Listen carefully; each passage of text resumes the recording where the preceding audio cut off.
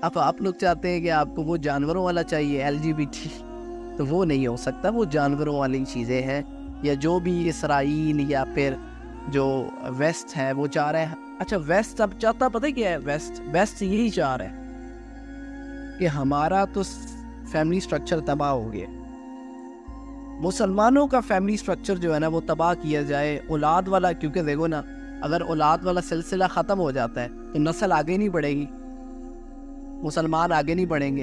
یہ انہیں پہلے پتہ ہے کہ دوسرے نمبر پہ مسلمان بڑھ رہے ہیں. اب آپ کو میں ریسرچز پڑھ رہا تھا LGBT کے لیے امریکہ نے کتنے $1000 دیے ہیں کہ اس کو جو ہے پروموٹ کیا جائے.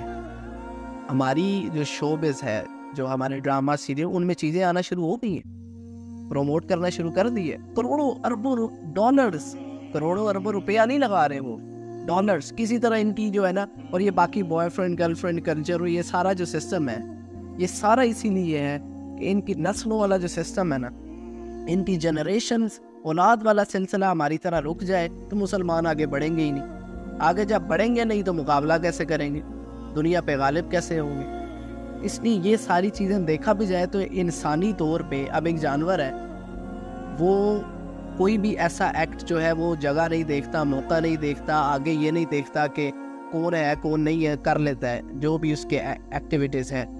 تو اگر انسان میں بھی آپ یہی چاہو، یہ جو LGBT والا سین ہے کہ از لیسبینز، تو پھر آپ سیدھا کہو کہ انسان اور پھر جانور میں فرق کیا ہے؟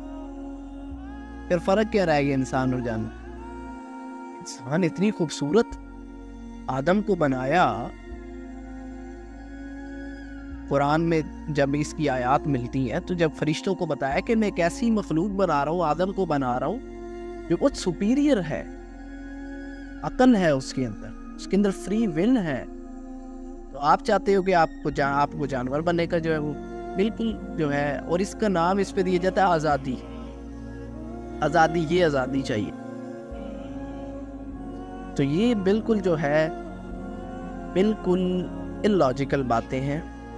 اور ایک عقل مند انسان، لاجیکل انسان، ایجوکیٹڈ پرسن ہو تو وہ ان چیزوں کو وہ اللہ پہ ریلائی کرے یا نہ کرے، وہ ان چیزوں پہ ریلائی نہیں کرے گا، ان کو ایگری نہیں کرے.